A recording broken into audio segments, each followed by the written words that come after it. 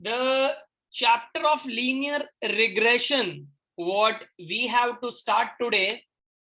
Now, the chapter will be easily understood to you people if the chapter of linear correlation तुम्हारा एकदम clear है, सारे formulas जो हमारे कोरिलेशन के थे अगर वो तुमको क्लियर हैं, कंसेप्ट अगर क्लियर है, तो regression is a one step further in the chapter of correlation. Regression is one step further. Now, I would request, I had sent you the PDF. Now, those who have textbooks, please open the textbooks because we need to underline few important theory, and then we would list down the formulas, and then we would be, if time permits, we would start the sum today, if time permits. Okay, now, pay attention. The first, pay attention. Now, in linear correlation, what we saw, in linear correlation, what we saw, we were given with variable x and we were given with variable y. Yes or no? Now, the variable x and variable y which were given to us, we had to find out that what degree of relationship these two variables are having. तो उसमें हमारा answer कैसा आता था कि भाई perfect positive correlation हो सकता है, पार्शियल पॉजिटिव कोरिलेशन हो सकता है, राइट, परफेक्ट नेगेटिव कोरिलेशन हो सकता है, पार्शियल नेगेटिव कोरिलेशन ऐसा हो सकता है. यस और नो? या तो there could be lack of correlation, there could be lack of correlation, ऐसा भी हो सकता है. अब linear correlation में बस we were getting the degree of relationship. Now in linear regression what we gonna study, linear regression में what we gonna study, that we would be again given with the two variable x and y. हमको वापस दो variable हमको दिए ही होंगे. Again we would be given with two variable. Now x variable will be considered as an independent variable. X variable will be considered as independent variable. Okay, and y variable will be called as dependent variable. The y variable will be called as dependent variable. X will be independent and y will be dependent. Now if I give you some example, x जो independent variable है, कल देखो rainfall आया था, तो rainfall कैसा है? It is an independent variable. But can I say our yield of crops depend on the rainfall? So हमारा yield of जो crops है, that is a dependent variable on rainfall. Yes or no? Now similarly we can say time. जो time है, time, it is considered to be independent variable. जो time है वो कैसा है? इंडिपेंडेंट वेरिएबल है. Time is independent variable because it will never stop for anyone, it will never wait for anyone. So time will be independent variable, and then we can take production into mind, production into consideration के भाई whatever would be the time, हम अपनी factory में कितना production करेंगे, या तो time को कंसिडर करके what would be the sale we would try to achieve. तो वो सारी चीजें डिपेंडेंट वेरिएबल में मानी जाएगी. अब लीनियर कोरिलेशन में हमने क्या देखा था? लीनियर कोरिलेशन में कि भाई एक्स અને વાય વચ્ચે સંબંધ છે. लीनियर रिग्रेशन में શું કરીશું આપણે કે we would assume from the very first day we will assume कि इन दो वेरिएबल के बीच में रिलेशनशिप तो है ही है, वो ऐसा हम अज्यूम कर लेंगे। बेटा क्या अज्यूम करेंगे? That the relationship already exist. हमारे x और y के वेरिएबल के बीच में रिलेशनशिप है, ऐसा हम पहले दिन से ही अज्यूम कर लेंगे। मतलब हम फाइंड आउट नहीं करेंगे इसमें। जब हम लीनियर रिग्रेशन पर जा रहे हैं तब हम फाइंड आउट नहीं करेंगे कि શું બે વેરિયેબલ ના વચ્ચે રિલેશનશિપ છે। that we will assume from the very first moment we start the sum कि रिलेशनशिप तो है, उसको मुझे प्रूफ करने की कोई जरूरत नहीं है। तो लीनियर रिग्रेशन में सर करने का क्या?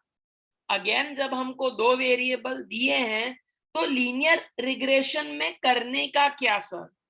तो मैं वही अभी हम समझने जा रहे हैं।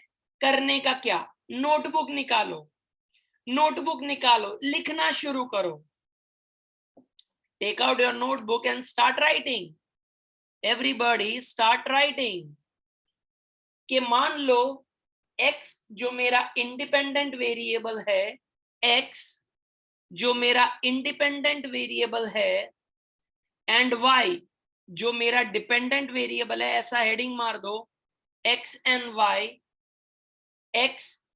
y ऐसा हेडिंग मार दो।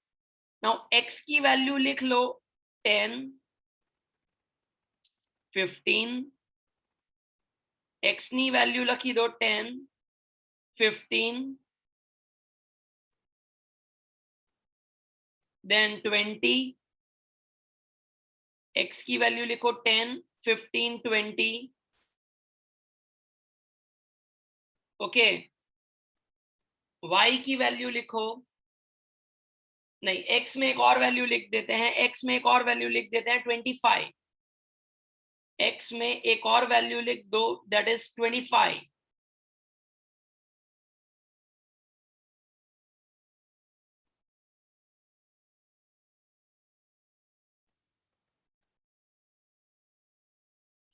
y की वैल्यू लिखो, the value for y are 5,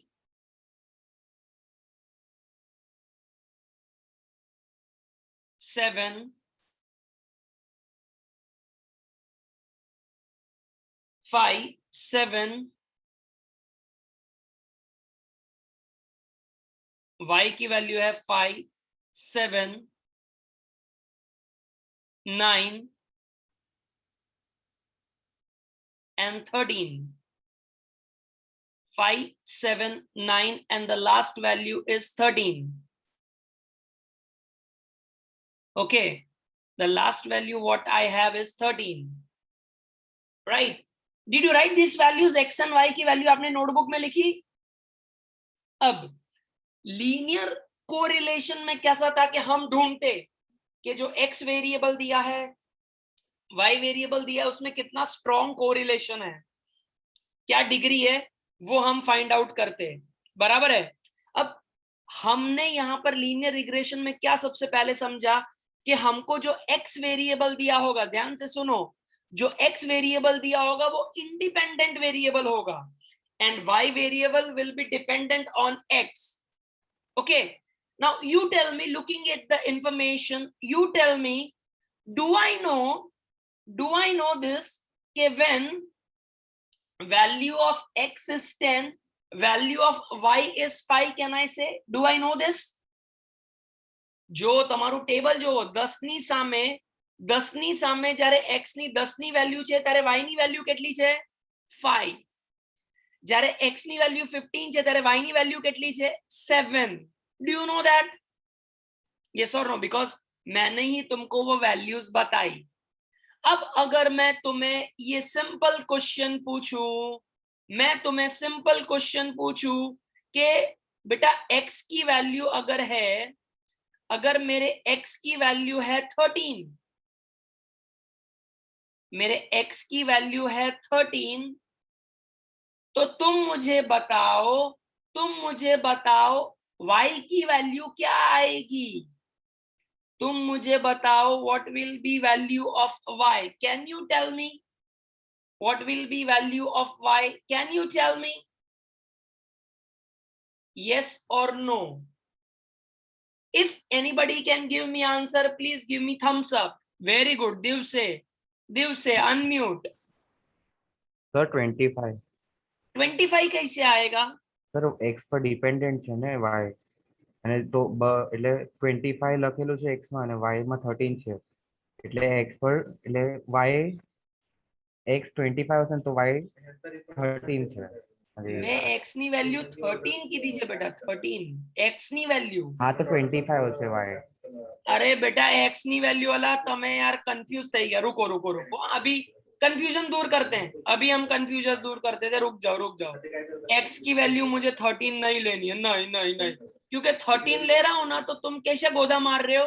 sir are you y ની વેલ્યू 13 એટલે x 25.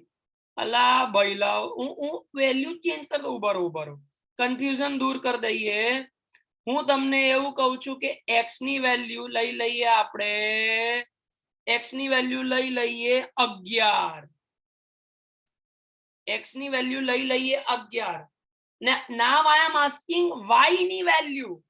बेटा क्वेश्चन को जरा ध्यान से सुनो ना, समझो ना. मैंने x की वैल्यू 11 करी है तो y की वैल्यू कितनी होगी? हाँ ध्रुविक. Yes sir. हाँ ध्रुविक, શું હશે આન્સર? આન્સર 5.5 આવશે. 5.5 कैसे आया?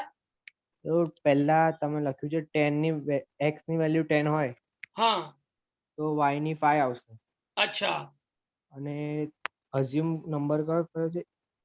अज्यूम नंबर 11 છે બેટા, 11. 11 છે તો ક્રોસ મલ્ટીપ્લાય કરી દઈશું. ओ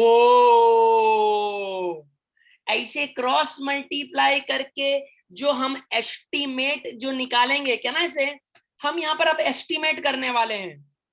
हमको एक्चुअल वैल्यू पता नहीं है.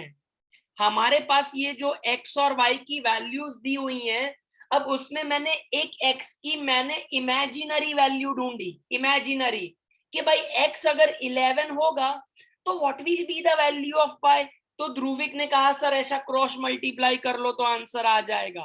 अच्छा, एक और तुमको वैल्यू देते हैं, जरा हम जो एक और वैल्यू तुमको देते हैं. मान लो मैं तुमको बोलता हूं x ले लो 100. x લઈ લો 100 તો y ની વેલ્યુ શું આવશે? what will be the value of y when x is 100? Dhruvik, ओ ध्रुविक અનમ્યુટ થા બેટા. ध्रुविक હા સર. બેટા આમાં કેવી રીતે ક્રોસ મલ્ટીપ્લાય કરશું? કોની જોડે? 5 ને 100 જોડે અને 10 ડિવાઈડ કરી દેવાનું. ओ गप्पा, फुल ऑन गप्पा. अब समझो, हमारा जो ये x का वैल्यू है, हमको लीनियर रिग्रेशन में यही चीजें दी होंगी. जरा समझो, we would have been given with some value of x and some value of y, and we would be asked કે અગર x ની વેલ્યુ અગર કોઈ એવી છે જે actual value માં નથી તો તમે find કરીને बताओ what will be the value of y. And that is what we are supposed to do in regression. हमको regression में यही करना है. लिख लो, regression में हमको यही करना है. लिख लो, for any given value of x, for any given value of x, we have to estimate the value of y. In regression, for any given value of x, we have to estimate. We have to estimate the value of y. मतलब जरा ध्यान से, मतलब x एक independent variable है, y एक dependent variable है. जैसे height of father, it's a independent variable. Height of son, it's a dependent variable. तो हमें हाइट ऑफ फादर दी होंगी, उसके कुछ न्यूमेरिकल वैल्यूज दिए होंगे, हाइट ऑफ सन दी होगी, उसकी हमको न्यूमेरिकल वैल्यूज दी होगी। अब इनमें कोरिलेशन है, ऐसा ढूंढने का जरूरत नहीं है, ये हम अज्यूम कर लेंगे। In this chapter of regression will assume कि एक्स और वाई ની વચ્ચે રિલેશનશિપ છે, we don't have to prove it, but what we have to find in the regression કે मान लो પપ્પાની હાઈટ અગર 175 છે તો સનની હાઈટ કેટલી હશે એ એસ્ટિમેટ કરવાનું. What we have to do, we need to estimate the height of the sun. मतलब हम यहाँ पर डिपेंडेंट वेरिएबल जो y है उसका हम एस्टिमेट करेंगे जब हमको x की कोई वैल्यू दी होगी, और वो वैल्यू हमारे एक्चुअल वे से भी हो सकती है या तो बाहर की भी वैल्यूज हो सकती है। हम जब सम्स करेंगे तब ज्यादा तुम्हें क्लैरिटी मिलेगी, but the moral of the story is in linear regression we have to estimate the value of y, which is a dependent variable. Okay, तो जरा टेक्स्ट बुक फटाफट निकालेंगे बेटा, टेक्स्ट बुक फटाफट निकालेंगे। एंड एक बे important theory 1 marker questions we need to understand, we need to underline that. बराबर है। नाउ इंट्रोडक्शन में जरा देखो, इंट्रोडक्शन में जरा देखो, in the previous chapter 2 we have studied the concept of correlation. We have seen whether the correlation between two variable is positive or negative, ये मैंने आपको समझा दिया। Moreover, we get a numerical measure of the closeness of the variables, but coefficient of correlation fails to provide, underline, it fails to provide the expected value of one variable for a given value of other variable. मतलब x की value अगर से अभी हमने example लिया 11, तो y की value क्या होगी ये हमको बता नहीं पाएगा, कोरिलेशन ये हमें बता नहीं पाएगा। देखो मैंने तुम्हें अभी एग्जांपल दिया था ना, ये रहा बेटा, ये रहा, मुझे पता है तुम्हारी गजनी तुम्हारी है याद शक्ति। देखो दिस इज द एग्जांपल कि x की वैल्यू है 10, 15, 20, 25, तो अगर 11 होगी तो y की वैल्यू कितनी, ये हमको एस्टिमेट करना है। तो कोरिलेशन ये एस्टिमेट हमको नहीं करके देगा, तो वो एस्टिमेट करने के लिए हम किसकी हेल्प लेने वाले हैं? We gonna take the help of regression. Okay, so when some relationship exists between two variables many a times, it is necessary to obtain the approximate value or estimate the value of one variable for a given value of other variable. Okay, now we know that in correlation between advertisement cost and sale, अब देखो यहां पर मुझे तुम ये बताओ, advertisement cost and sale, raise your hand, advertisement cost is a independent variable के dependent variable? advertisement cost बेटा डिपेंडेंट छे के इंडिपेंडेंट छे? जानवी सर इंडिपेंडेंट છે। Why independent Jahnavi? केम इंडिपेंडेंट छे? સર કેમ કે જે સેલ થશે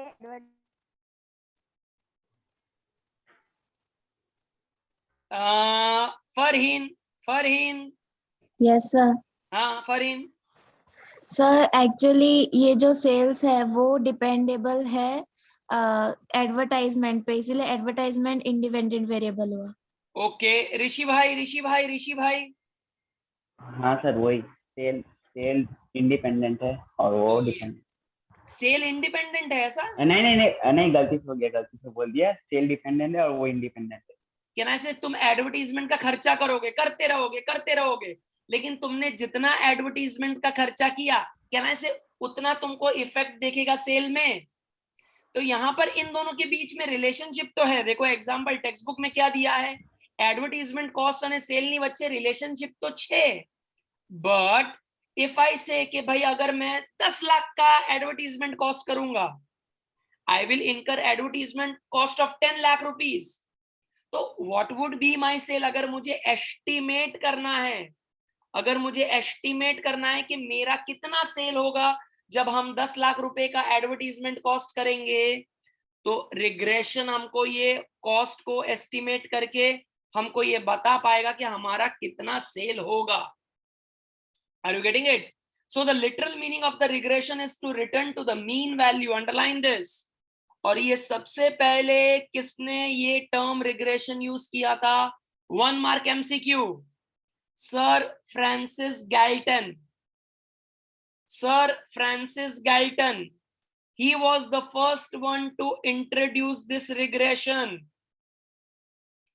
અને એણે જોવો શું કર્યું કે 3-4 એક્ઝામ્પલ લીધા ટોલ ફાધર ના, એટલે એણે જો શું કર્યું, he had collected information about the height of thousands pairs of fathers and son, 1000 પેર, और उसमें से કાકા ને શું કન્ક્લુઝન લાવ્યું કે ટોલ ફાધર ના ટોલ સન હશે, શોર્ટ ફાધર ના શોર્ટ સન્સ હશે, એવા એને કન્ક્લુઝન્સ આપ્યા. અને પછી he was also able to estimate, he was also able to estimate કે ભાઈ અગર પપ્પાની હાઈટ આટલી છે તો સનની હાઈટ આટલી હશે, એવું એ એસ્ટિમેટ એ કરી શક્યો. Are you getting it? Are you getting it? So Francis Galton came up with this linear regression model. કાકા શું લઈ આયા, કઈ મોડલ ને લઈ આયા? फ्रांसिस गाल्टन बेटा कई मॉडल लई आया? लीनियर रिग्रेशन मॉडल बेटा, और कोई नहीं, ऐसा गलत नहीं, लीनियर रिग्रेशन मॉडल काका लई आया छे. હવે लीनियर रिग्रेशन मॉडल એમણે શું બનાવ્યું? he made one mathematical formula after going with this 1000 pairs of observation. उसने जो भी उसके अपने जो रिसर्च थे, जो भी फाइंडिंग्स थे, उस पर ने फ्रांसिस गैल्टन ने क्या किया, उसने एक मैथमेटिकल फॉर्मूला बनाया. और उस मैथमेटिकल फॉर्मूला से हम फाइंड आउट कर पाएंगे कि अगर x की वैल्यू अगर कुछ भी होगी तो y की वैल्यू हम एस्टिमेट कर पाएंगे. ऐसा उसने मैथमेटिकल फॉर्मूला बनाया फ्रॉम हिज रिसर्च. तो उस मैथमेटिकल फॉर्मूला को हम क्या कहेंगे? Linear regression model. શું કહેશું એને? Linear regression model. अब उसमें यहां पर देखो उन्होंने एक एग्जांपल दिया हुआ है, advertisement cost and sales.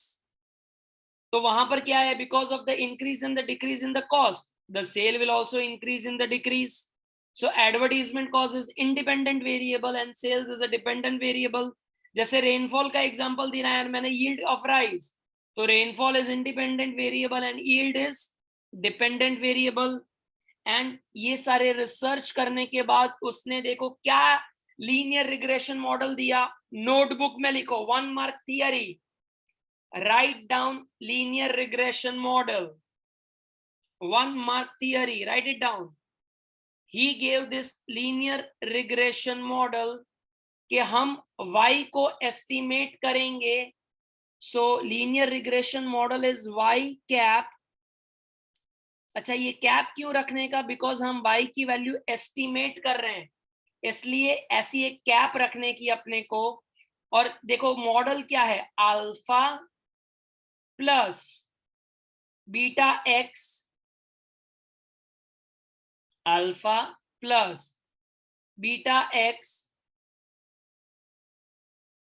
Alpha plus beta x plus you. देखो ऐसा है, जरा चेक करो, alpha plus beta x plus you.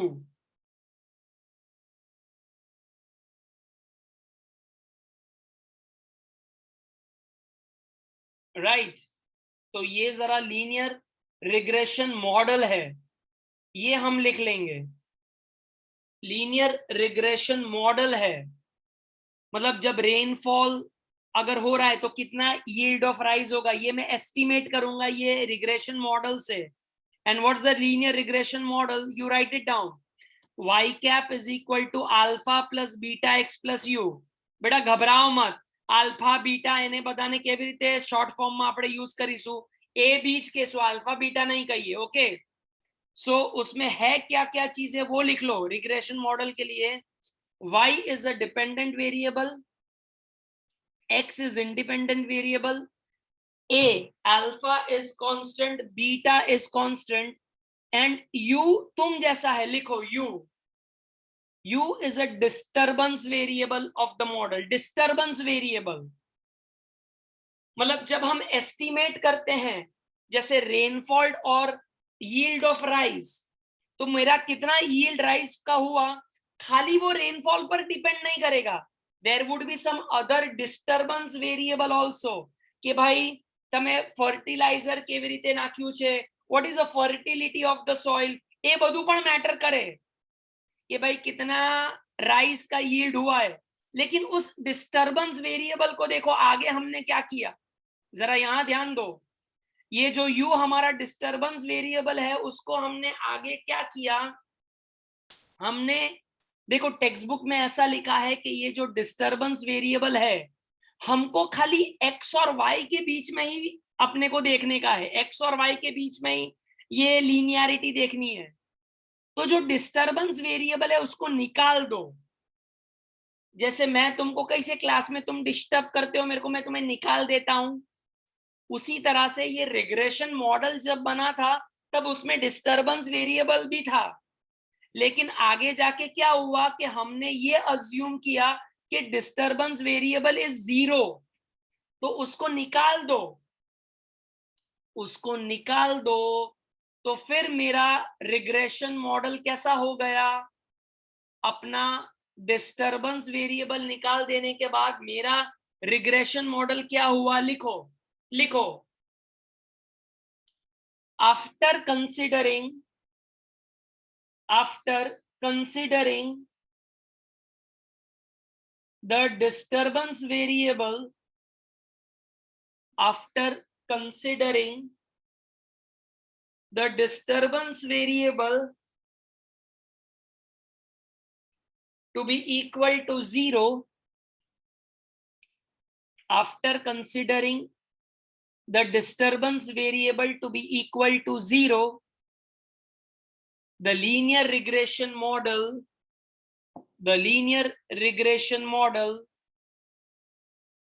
will become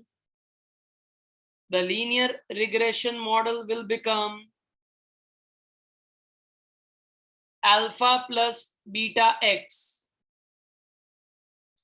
Linear regression model will become y cap is equal to alpha plus beta x, that is a plus bx. क्या हो गया बेटा अपना रिग्रेशन मॉडल, क्या हो गया, y cap is equal to a plus bx. It is a plus bx. Do you get that? अब text book में देखो उसी के नीचे लीनियर रिग्रेशन का हमें एक डेफिनेशन दिया है. Mark it, a very important 1 marker definition. A mathematical or a functional relationship between two variables which helps in estimating the dependent variable for some given known variable of independent variable is called linear regression. बेटा जिनके पास text book नहीं है please notebook में ये definition लिखो. I am sharing the screen, everybody please write down the definition. It's a mathematical function or a relationship between the two correlated variables which will help in estimating the dependent variable y for some given value of independent variable x.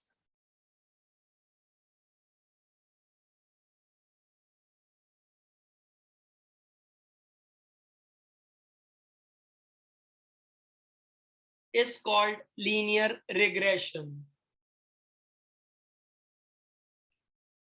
So Francis Galton came up with this linear regression model, okay, कि जहां पर हम y की value क्या करेंगे, हम y की value हम एस्टिमेट करेंगे. What we gonna do? We gonna estimate the value of y. But are you getting that? We would estimate the value of y.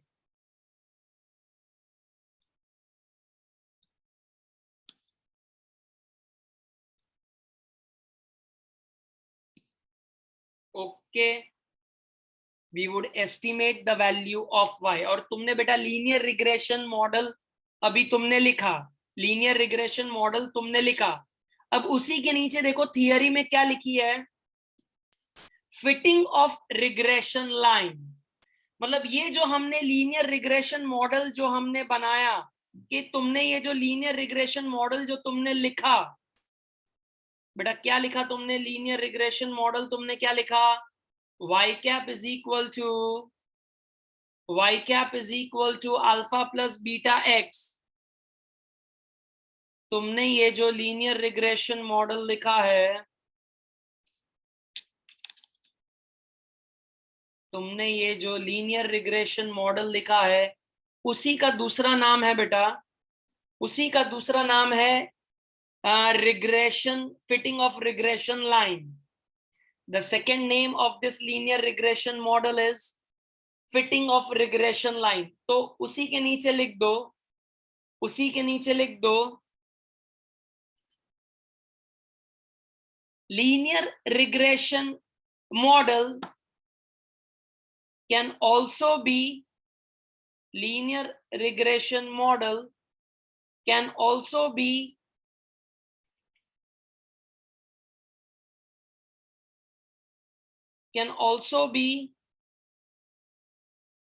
expressed as, can also be expressed as linear line, regression line, or I would say linear regression line. It can be also expressed as linear regression line.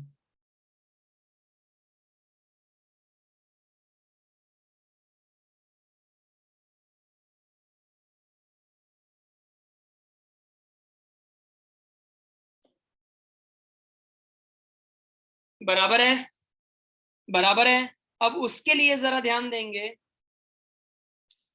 उसके लिए अब जरा ध्यान देंगे, fitting regression line ढूंढने के लिए, मतलब ये जो रिग्रेशन मॉडल है या तो रिग्रेशन लाइन है.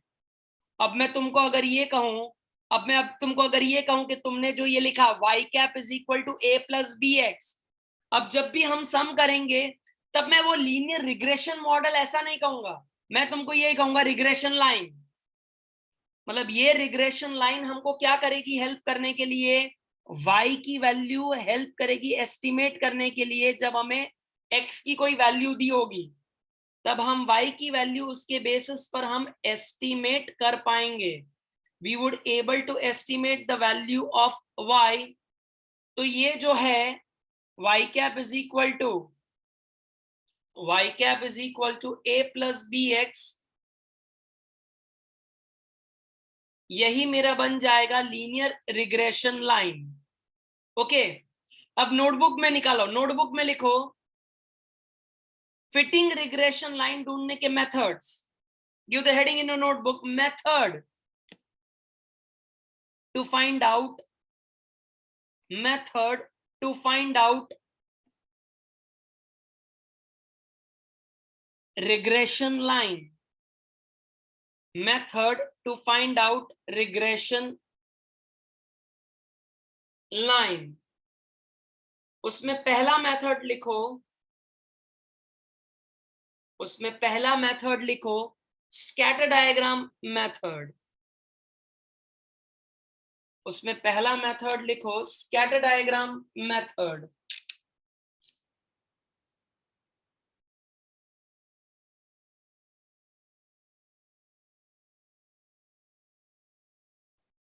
एंड दूसरा मेथड लिखो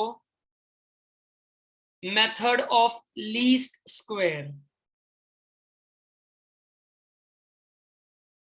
First is a scatter diagram method. First is a scatter diagram method. And the second is method of least square. The second is method of least square.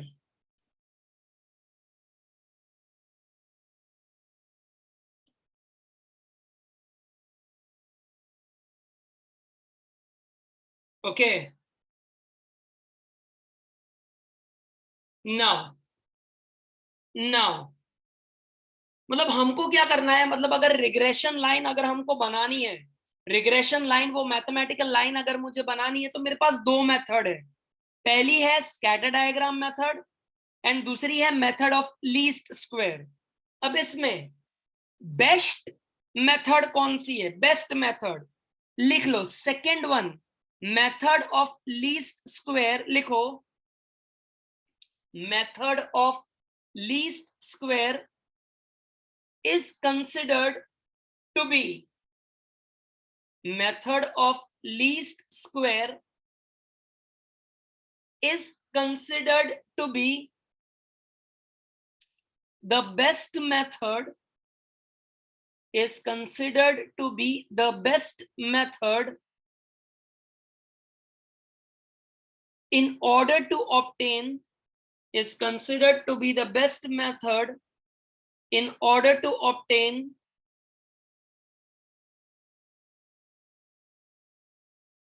linear line of regression, or I would say regression line.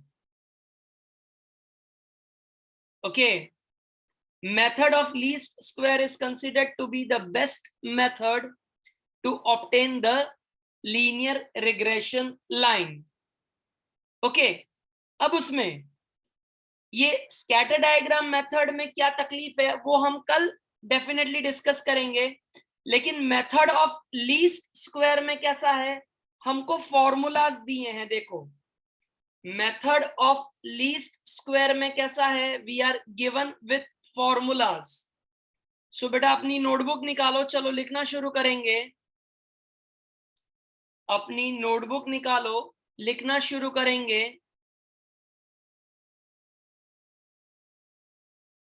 Method of least square.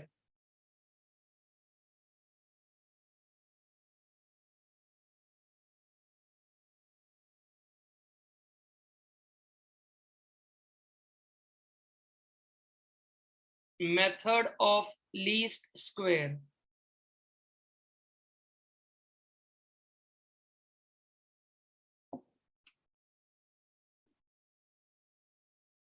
But due to net issues, I am not able to write the properly. कोई वांधा नहीं, चलो. Now method of least square, ये जो है अपनी regression line, वो ये best method है to obtain this regression, right? As I said, so y cap is equal to जो a plus bx है, y cap is equal to a plus bx, जो मेरी regression line है, a plus bx, क्योंकि हमने disturbance variable को निकाल दिया है, तो ये a प्लस बी एक्स जो मेरा रिग्रेशन लाइन है, तो उसमें हम सबसे पहले b को फाइंड आउट करेंगे, b को. और b को फाइंड आउट करने के लिए अभी स्टार्टिंग में हम दो फॉर्मूला देखेंगे, उसके बाद हम शॉर्टकट फॉर्मूला के लिए जाएंगे. हम स्टार्टिंग में b के हम दो फॉर्मूलाज देखेंगे and then we will go on to the other formulas. So b का फॉर्मूला लिखो, sigma x minus x bar into y minus y bar, sigma x minus x bar into sigma x minus x bar into y minus y bar upon sigma x minus x bar square upon sigma x minus x bar square. sigma x minus x bar into y minus y bar upon sigma x minus x bar square. But I'll show you the formula. I'm not able to write because of this internet issue, but I'll show you the formula. It is given in the textbook. देखो ये वाला, ये this is the formula, sigma x minus x bar into y minus y bar upon sigma x minus x bar square. वो लिख लो बेटा, लिख ला पहला formula. मतलब मेरी रिग्रेशन लाइन है y cap is equal to a plus b x. तो वो रिग्रेशन लाइन में मेरे को y की वैल्यू कब मिलेगी? पहले मैं b फाइंड आउट करूंगा, b. अब लिखो b को क्या बोलते हैं? b is also known as, लिखो b is also known as regression coefficient. b is known as regression coefficient. b is known as the regression coefficient. मतलब सबसे पहले मैं b फाइंड आउट करूंगा, b कि हम b का क्या है. तो उसका फॉर्मूला क्या है? Sigma x minus x bar into y minus y bar upon root, sorry root नहीं, sigma x minus x bar square. मतलब अगर तुम ध्यान दोगे तो कोरिलेशन के जैसा ही जा रहा है. कोरिलेशन में भी पहला वाला ऐसा ही फॉर्मूला था, लेकिन इसमें थोड़े चेंजेस हैं. ठीक है, दूसरा फॉर्मूला लिखो, b का एक ऑल्टरनेटिव फॉर्मूला है, one more, n sigma xy minus sigma x into sigma y, n sigma xy minus sigma x into sigma y upon n sigma x square minus sigma x the whole square. N sigma xy minus sigma x into sigma y upon n sigma x square minus sigma x the whole square. बेटा कुछ जाना पहचाना लग रहा है? Formula correlation में जो किया था वही है, खाली यहां पर रूट निकल गया और y की सारी इंफॉर्मेशन निकल गई. बाकी देखो फॉर्मूला सेम है, कोरिलेशन का और रिग्रेशन का. बाकी देखो फॉर्मूला सेम है, खाली वो रूट छतरी निकली गई અને પેલું y વાળું નીકળી ગયું ફોર્મ્યુલામાં. બાકી બધું સેમ છે, राइट. फिर लिखो a कैसे मिलेगा? ये तो b का फॉर्मूला था.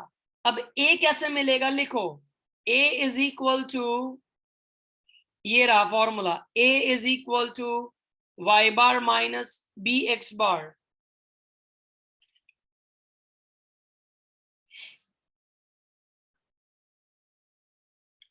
a is equal to y bar minus bx bar. That's the formula to calculate a. y bar minus bx bar. मतलब ये सर b कहां से आया? b कहां से आया? ऊपर जो हमने फाइंड आउट किया b, वो a के फॉर्मूला में लगाने का. समझ रहे हो?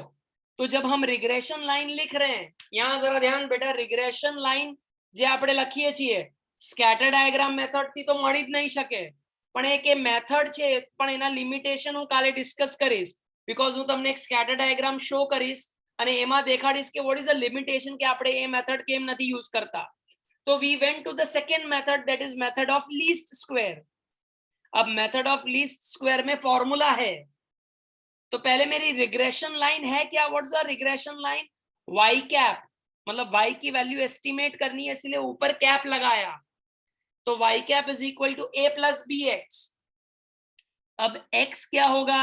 बुद्धि वगर नाउ, x ની વેલ્યુ મને આપેલી હશે સમ માં, જે ખાલી મારે સબસ્ટિટ્યુટ कर દેવાની છે. મારે એના પાછળ કોઈ મગજમારી નથી કરવાની, बिकॉज हमने ऊपर अभी डेफिनेशन क्या देखा? रिग्रेशन का डेफिनेशन क्या देखा कि it will help us to estimate the value of y when we would be given some value of x. We would able to estimate the value of y when we would be given some value of x. So in this regression line the value of x will be given. So वो हट गया, उसको ढूंढने के लिए मेहनत नहीं करनी है. मेहनत किसके पीछे करनी है? दो चीजों को ढूंढने के लिए, b और a. तो સૌથી પહેલા કોને ગોતવાનું? b ને. સૌથી પહેલા કેને ગોતવાનું? we have to find b. And अभी हमने दो फॉर्मूला कौन से देखे जिस पे हम सम्स कल शुरू करेंगे? दो फॉर्मूला कौन से देखे b के? चलो फटाफट लर्न करो. Sigma x minus x bar into y minus y bar upon sigma x minus x bar square, formula नया नहीं है, कोरिलेशन वाला ही है, रूट हट गया, y की इंफॉर्मेशन हट गई। फिर b का एक और फॉर्मूला क्या है, n sigma x y minus sigma x into sigma y upon n sigma x square minus sigma x the whole square, root हट गया, y ની વેલ્યુ હટી ગઈ છે, બરાબર। and once we get the value of b, then we'll get the value of a. how will I get the value of a? y bar minus ऊपर में जो b ढूंढा into x bar, y bar minus b x bar. Sure sure. So आज के लिए यहीं पर stop करते हैं, इतने फॉर्मूला पे हम स्टॉप करते हैं। ये हमने समझ लिया कि method of least square best method छे, तो एना पर सम्स આપણે કાલે સ્ટાર્ટ कर देसु। कोई डाउट? लेकिन रिग्रेशन मॉडल है क्या, कंसेप्ट क्या है, वो दिमाग में जा रहा है? पक्का? तो will start the sums from the next lecture.